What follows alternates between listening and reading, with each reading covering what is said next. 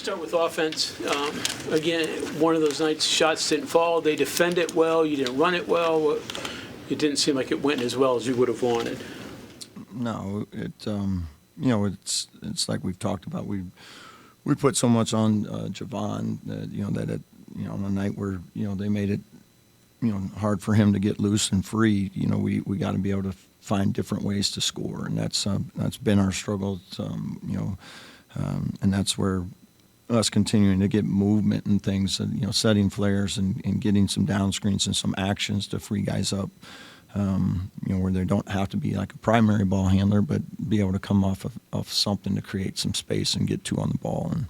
And that's just something that we got to continue to work on and get better at, but we just that's where we stall out sometimes.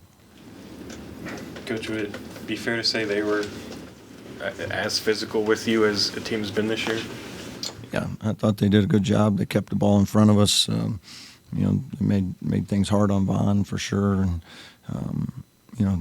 I think the offensive rebounding things, those things stand out. And we've been pretty solid in Big 12 play. I think we're I think fourth in the league in defensive rebounding, and you can't give up 14 offensive rebounds. And a lot of those were just us getting into that fight a little bit tonight.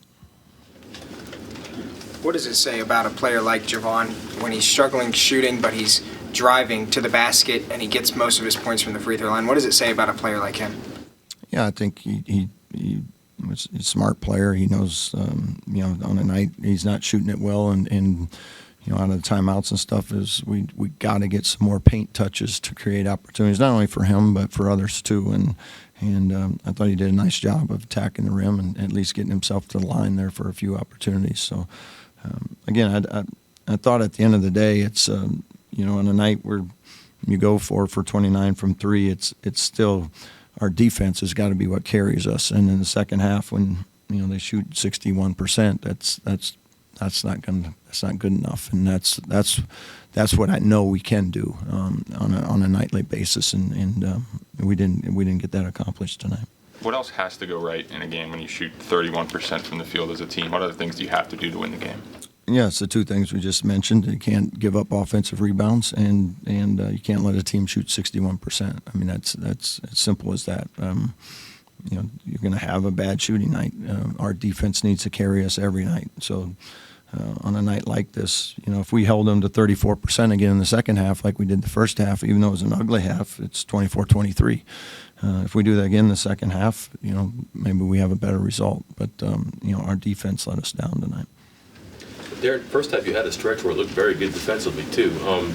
I guess what disappeared, did they change things a little bit and just found easier routes to the basket or less resistance? I thought in the second half, some of it was just a little bit of breakdowns on our help and rotations, and we've been really good at that. In the first half, the guys were good at it. We were getting, two guys to a ball, getting some steals, raking the ball out as we call it. In the second half, I thought we got a little stretched, and I don't know if it was the urgency of trying to crawl back into it, and now they're, we're a little anxious and putting, a little more heat on the ball, and now they're driving downhill, and we got guys stepping up at the ball, and they're throwing lobs or getting offensive rebounds because we committed a second guy to the driver, and that was disappointing because that's been something that's been a strength of ours most of the year.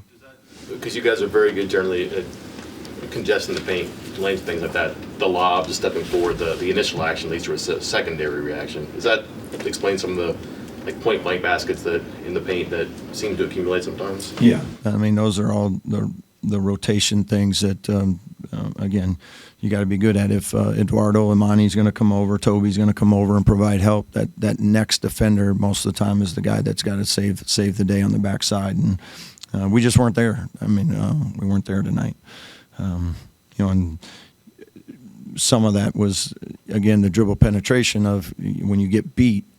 That's the ultimate first cause is if you can keep the ball in front of you, now we don't have to come over and provide help, and we were having to do that way too much tonight.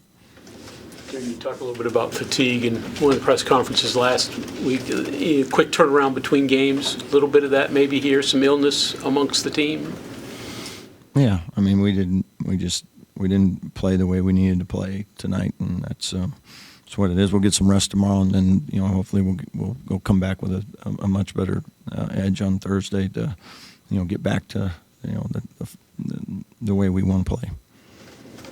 Anything else? Coach, I know the way the game was being played kind of forced your hand with the full court press. What's your history with the press? Is that something you like to do? Have you done it before or often? We've done it before, not a ton. When I first started college coaching at Creighton, Dane Altman is who I worked for, and we did a lot of full court press. It's just something we don't have the depth this year to do it for extended periods. It just felt like tonight we needed something to try to give us a spark, and thought it was worth the risk there the last 10 minutes. And I thought we were really close a couple of times. Got a couple steals, didn't convert all of them out of that, but it gave us a chance. So I give the guys credit for something we don't do a lot of in practice for that same reason. We just don't have enough bodies to do it right now. But I thought for the most part they were able to at least give us an opportunity to get back into the game. I was going to say, obviously the depth is the big issue. So the press itself, like how far down the list of options is it? Well, I like it to be really far down because that means we're behind. So it's something we can throw at once in a while. It's not something we want to do every day by any means. Coach, how important was Quinton's for them, especially defending the paint in the rim? Yeah, I thought he was great tonight. I thought the offensive rebounds, and then as you mentioned, he puts himself in the right spot when we had guys step up the floor. He's kind of sitting in the dunker, waiting for that little drop off, and he had a couple of those as well. So he was a big factor today.